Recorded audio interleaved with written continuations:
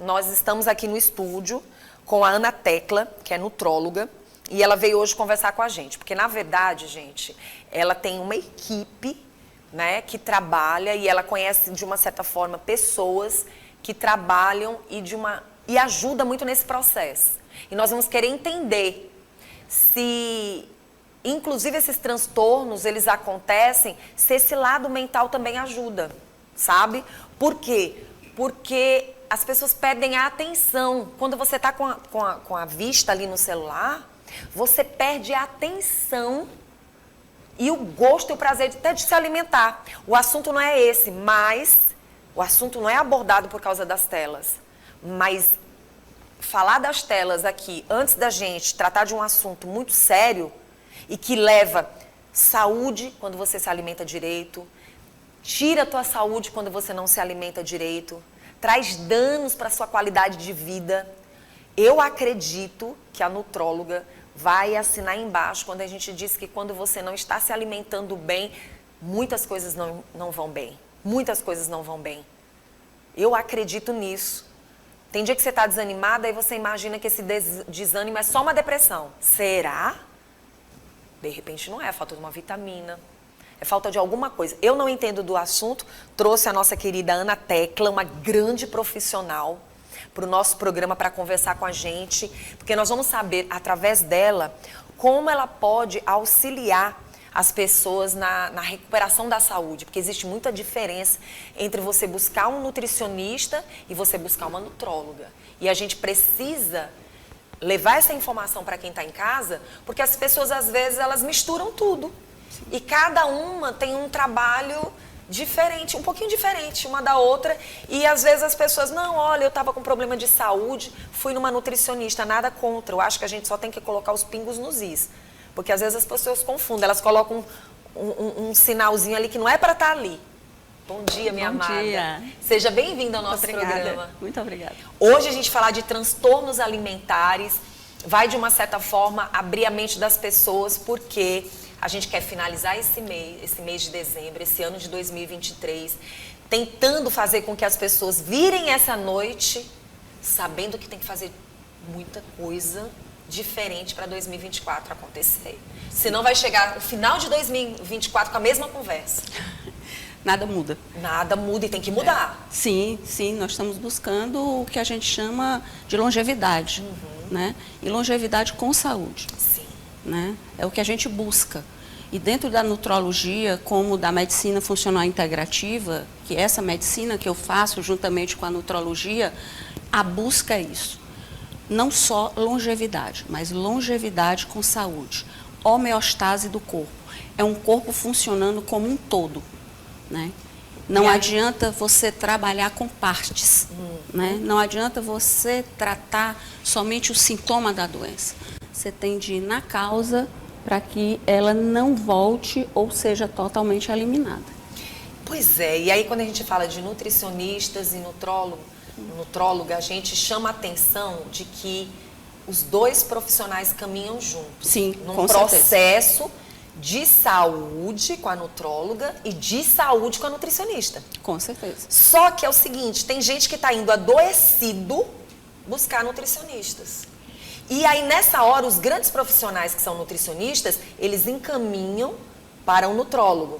Porque tem situações que não é para eles. Tem situações que é para o nutrólogo. Mas ambos caminham juntos, né? Sim. Normalmente, quando a gente vai tratar transtornos alimentares, que são vários, Sim. Né, é uma equipe multidisciplinar.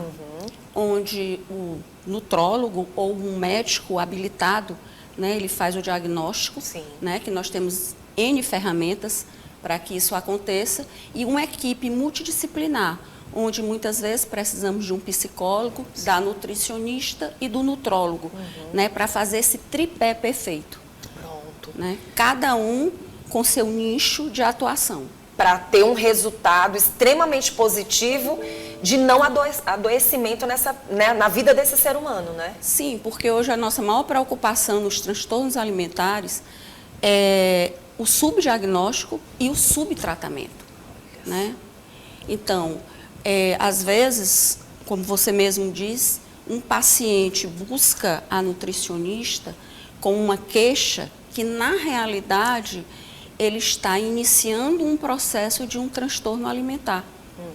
E que nós, nutrólogos, médicos, nós temos ferramentas, nós temos escalas que são colocadas, nós temos as entrevistas motivacionais, nós temos a anamnese voltada para que exatamente seja feito um diagnóstico preciso e uma conduta adequada para cada transtorno alimentar. São vários, né?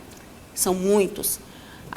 Normalmente o que a gente mais conhece é a anorexia. Sim, que é tão falada, falada. É a mais propagada. Porque é o que traz mais impacto, inclusive na morbimortalidade da população e o que é mais chocante, entre os adolescentes, os jovens. Então, realmente é o que chama mais atenção. Como também a bulimia, né? Mas nós temos outros transtornos. São mais ou menos quantos transtornos? Uns 12? 12 a 15. De 11 a 12.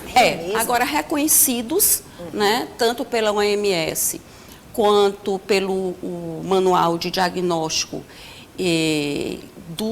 dos transtornos mentais, é um pouco menos. Por exemplo, a ortorexia e vigorexia, como a gente ainda não tem parâmetros para diagnóstico, eles não são reconhecidos pela OMS nem pelo manual, né, de transtorno mental, ainda como um transtorno alimentar, né?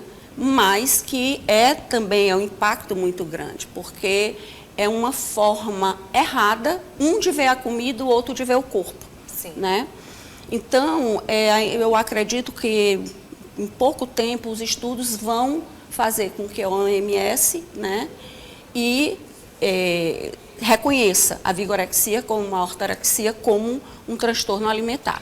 Então, nós vamos tratar desses transtornos alimentares de uma forma que a gente possa ajudar quem está em casa a entender que é uma doença. É uma doença, né? E a gente pode classificar algumas delas? Tem como a gente trabalhar? Você acabou de falar das duas, né? Que a gente sabe que são as mais comentadas, as mais faladas, as que mexem realmente com adolescentes.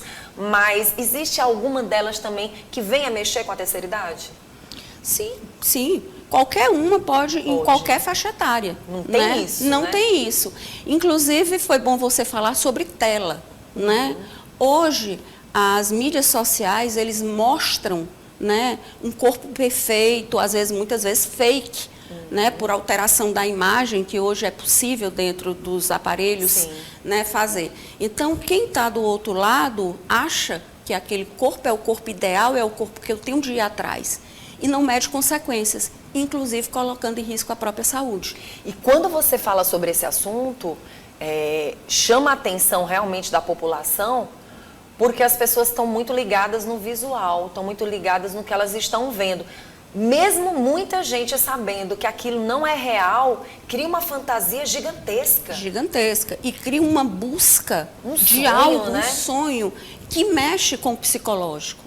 Então, você imagina que você está dentro de um ambiente onde somente coisas bonitas estão lhe sendo mostradas. Você olha no espelho e muitas vezes você vê distorção de imagem, né? Que é o caso que acontece na anorexia, né? É a distorção de imagem. Ele se vê sempre gordo, acima do peso. Então, ele faz de tudo para que ele veja a pessoa magra com que ele quer ser, né? Quando a pessoa descobre que tem um transtorno, pronto, ela procurou um profissional e descobriu que tem um transtorno. Como é que a gente pode recuperar a saúde dessa pessoa? Como eu disse, nós temos várias abordagens. Sim. Primeiro, o diagnóstico preciso. Primeiro tem que ir mesmo no nutrólogo. Um nutrólogo, ou um psiquiatra, ou um endócrino que seja habilitado, que conheça os transtornos alimentares e como se fazer esse diagnóstico. Hoje nós temos escalas, que em 2002 foi aprovada, que a gente faz, autoaplicativo, e você faz com que o paciente ele responda esse questionário, e a gente já faz, através de score, um diagnóstico, né, já nos sinaliza, né? Mas nós temos a entrevista motivacional, nós temos a amnese precisa, as perguntas que têm de ser precisas, tipo alimentar, o que é que acontece, os sentimentos que ele tem ao comer, né? Porque existe o transtorno de compulsão alimentar, existe a compulsão alimentar, existe a bulimia, a anorexia, a vigorexia, a ortorexia e muitos outros, o comer noturno, quer dizer, são vários transtornos, né? E que para cada um nós temos de classificar, para cada um, inclusive o uso de fármacos, né? Aprovados tanto pela Anvisa, que é nosso órgão regulador, como fora, né, na América do Norte, o FDA. Quer dizer, existe, então é um conjunto, né, de estratégias que a gente faz. Como é que a gente pode observar uma pessoa adoecida? Pronto. No caso da anorexia, a perda de peso. Sim. O paciente, ele olha para a comida e não gosta, não quer. Uma repulsa. Uma repulsa, né? Então, no caso dos adolescentes, os pais devem estar muito voltados para isso, né? Eles têm de observar o padrão alimentar, né, desse adolescente ou mesmo desse adulto jovem, né? Eles têm de ficar observando o comportamento do paciente, as emoções do paciente, né? Então, porque normalmente, só uma pausa, pela definição de transtorno alimentar, eles são definidos exatamente como comportamentos físicos alimentares inadequados e persistentes, relacionados ao quê? A emoções extremas. Ou seja, não é apenas o físico, é o emocional. E que impacta diretamente na qualidade. Já começa logo na mente. Na mente. É tanto que as pessoas que têm transtornos alimentares, normalmente eles têm associado ansiedade, depressão e outros transtornos, às vezes até bipolaridade.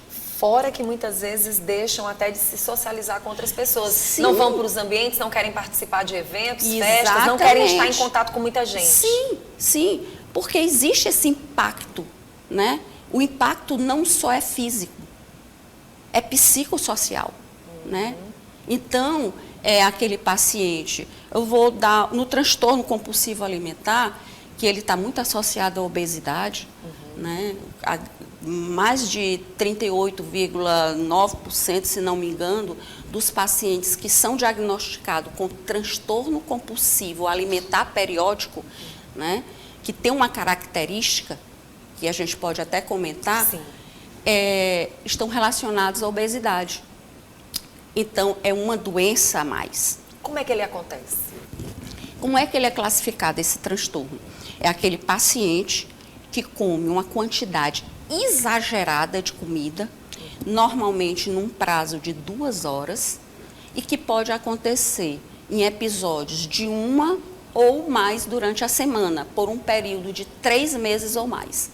Então, isso é um transtorno, que é diferente da compulsão alimentar por uma razão. No transtorno compulsivo alimentar, ele não tem o fator compensatório. Ou seja, ele não provoca vômito, ele não usa medicamentos para voltar o peso, mas ele tem um fator psicológico muito ruim. Ele se sente culpado, ele se sente depressivo. E uma grande... Angustiada. Ele não se controla durante a comida. Para você ter uma ideia, na literatura... já tem descrito de pacientes que conseguiram comer mais de 10.000 calorias. Nossa. Num período de 2 horas. E depois vem o arrependimento, né? Então, isso é um transtorno compulsivo alimentar periódico. E que tem que ser trabalhado. E que tem que ser trabalhado, porque normalmente ele está associado a uma outra doença grave, que é a obesidade.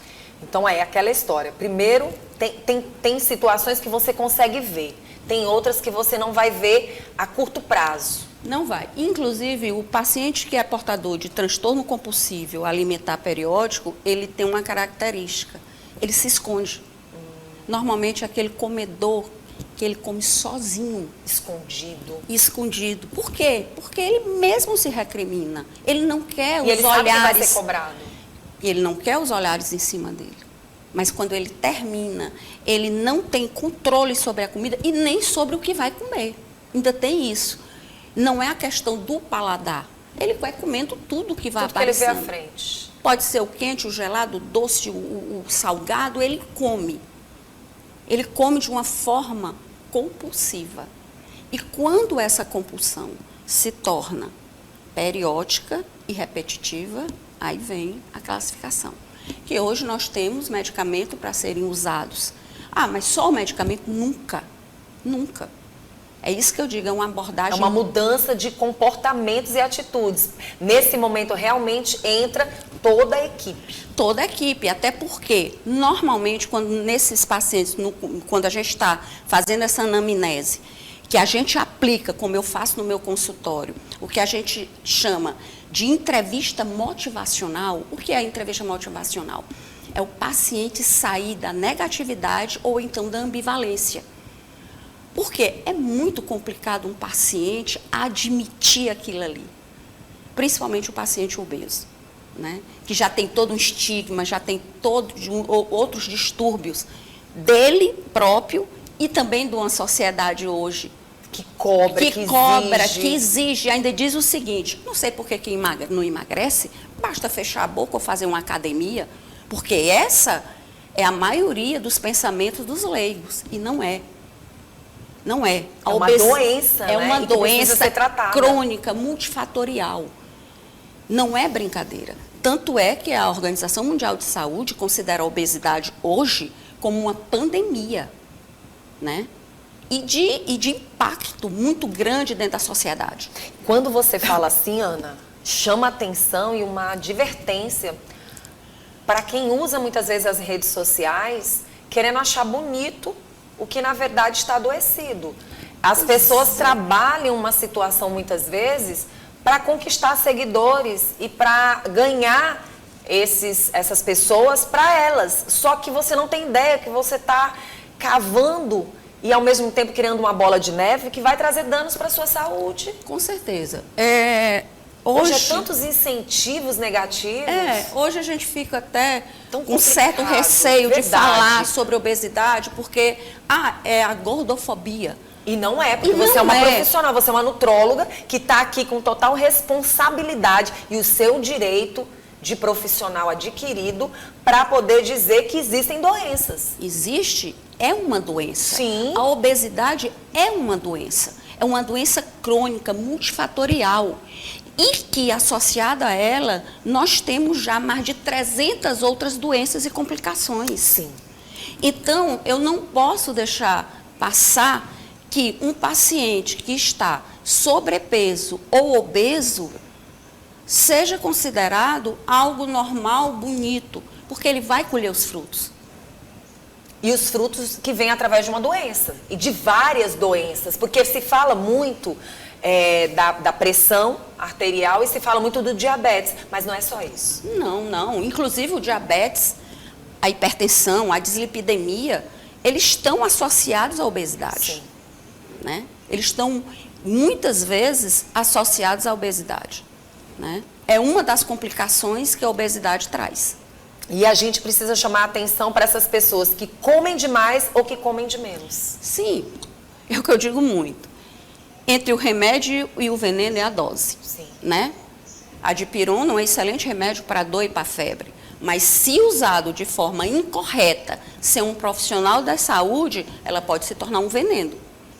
E aí a gente vai entrar, não tem como a gente estar falando de transtorno alimentar sem falar da psicologia. Sim. Não tem como. Não tem. Né?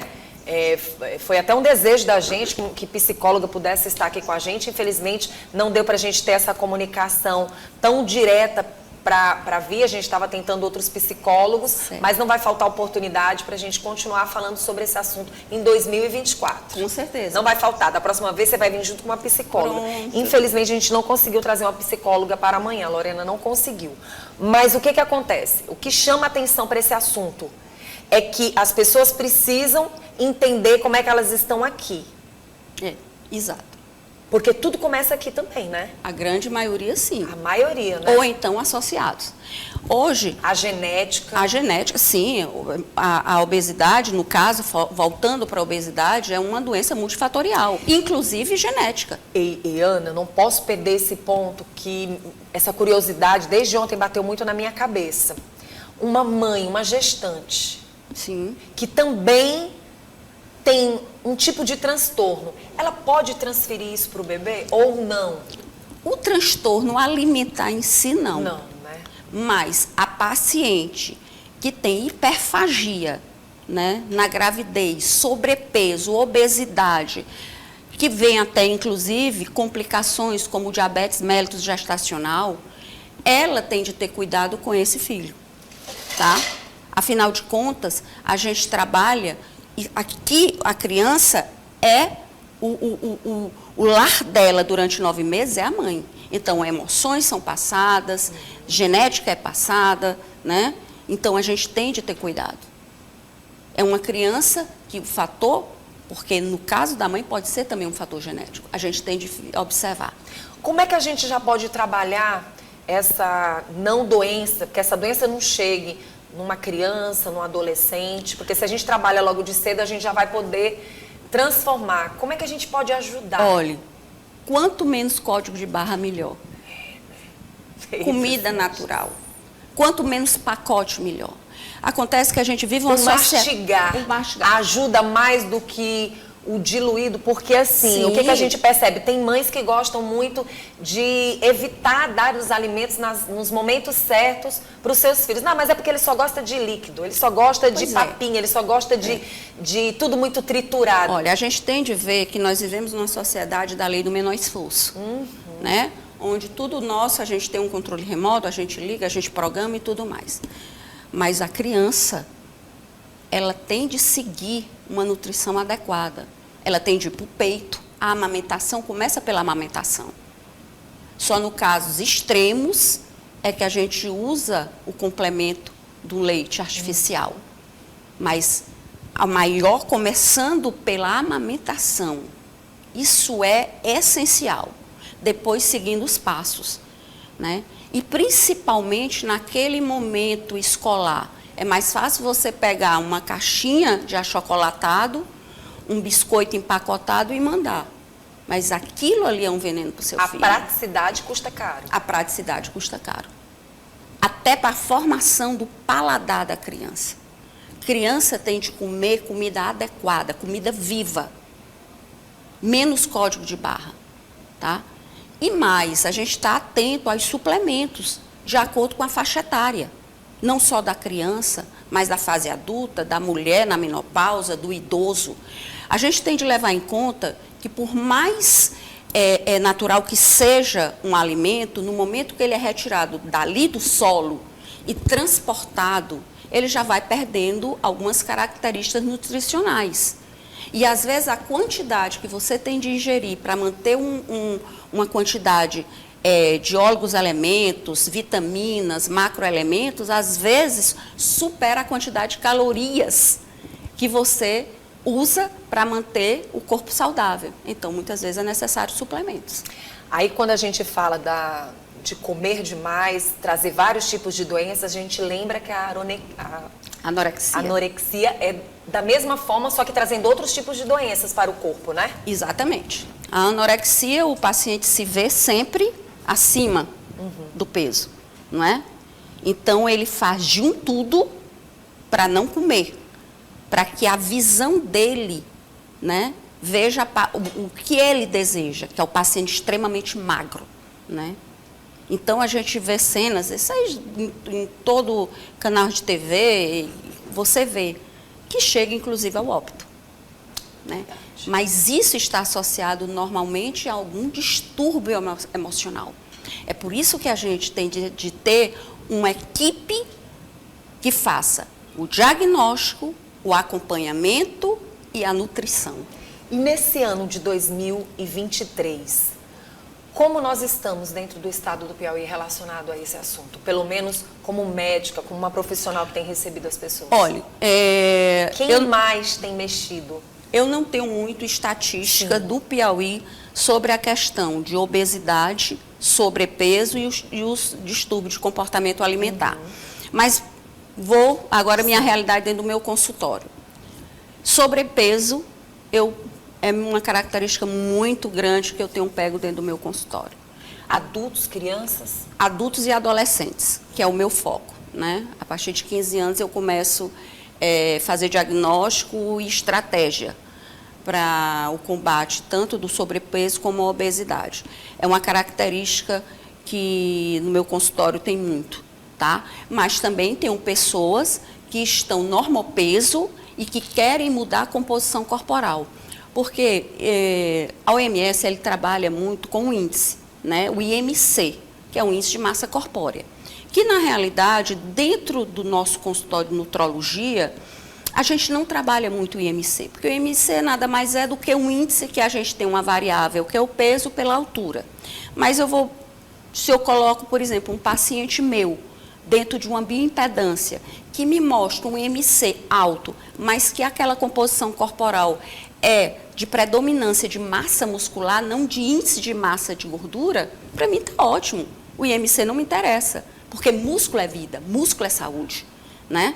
Então, o que a gente trabalha hoje dentro do nosso consultório, a gente faz a anamnese, a gente faz a entrevista motivacional, a gente aplica técnicas de terapia cognitiva comportamental, que é uma das terapias que hoje é habilitada para o tratamento do transtorno de compulsão alimentar. A gente faz isso dentro do consultório, a gente coloca o paciente na bioimpedância para ele ver como é que está a sua composição corporal, para ele ver, para ele sentir. É onde a gente também trabalha o paciente. Você acaba trabalhando esse sentimento e a autoestima dele também, porque a partir desse momento a mente já está sendo trabalhada. A gente já trabalha. Quando a gente faz a entrevista motivacional, a gente evoca no paciente a capacidade que ele tem de superação. A entrevista motivacional, através de perguntas abertas, a gente deixa o paciente, o meu foco não sou eu falar. O meu foco na entrevista motivacional é dar oportunidade do paciente falar todos os sintomas, falar suas emoções. E diferente de você dizer que ele está doente, é você dizer que ele tem que se cuidar. Na realidade, totalmente, isso é, de uma certa forma, tem sempre uma saída para aquilo que você vai buscar no consultório de um nutrólogo. Na realidade, a gente não diz o que o paciente vai fazer. A gente evoca no paciente o que ele tem capacidade de fazer. Nossa. E que as emoções dele estavam se sentindo, ele estava se sentindo deprimido, incapaz. Ele estava precisando só de um empurrãozinho. Exatamente, evocar aquilo, porque eu lhe digo, todos nós somos capazes. Verdade. Agora, lógico que precisamos de ajuda. E para poder dar o passo. Para poder dar o primeiro passo.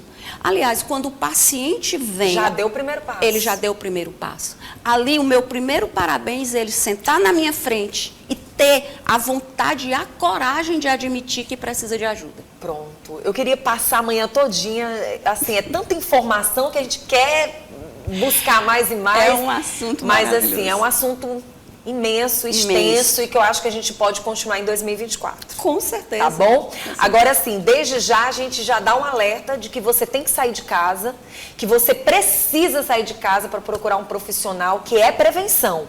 É a chamada prevenção, começa daí. Você vai, porque eu acho que esse é o maior presente que quem está do teu lado, quem faz parte da tua história, quer ser um amigo, sua amiga, seu companheiro, sua companheira, tem que te dar de presente nesse Natal. A oportunidade de você ter qualidade de vida para entrar 2024 feliz, sabendo que você deu o primeiro passo e que você não estava sozinho, não é verdade? Exato. É o que eu digo para os meus pacientes. A partir de agora, você não está mais sozinho. Mas eu digo mais, eu estou no bastidor. Você é o ator principal dessa peça. Você é que vai receber o Oscar. Eu apenas vou direcionar você e evocar aquilo que você já tem dentro de si.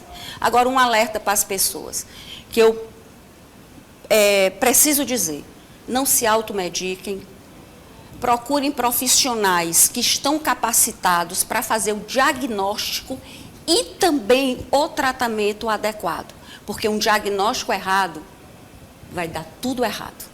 E tem gente que para no meio do caminho, né? Sim, porque muitas vezes o mais fácil não é o mais correto. Bom, quero agradecer pela sua presença. Obrigada. Eu acho que foi um alerta Sim. bem grande que a Ana Tecla trouxe aqui hoje pra gente, para falar sobre como você pode ter esse auxílio na recuperação do transtorno alimentar. A gente quer agradecer pela sua presença. Eu é que agradeço a Quem oportunidade. quiser entrar em contato com você, tem o Instagram, né? Tem doutora Ana Tecla Lima. Tá certo, quero agradecer, tá? Eu é que agradeço a Obrigada. oportunidade. Bom Obrigada. Natal, bom Ano Novo, tudo de bom para sua vida e para sua Muita saúde. Muito bom.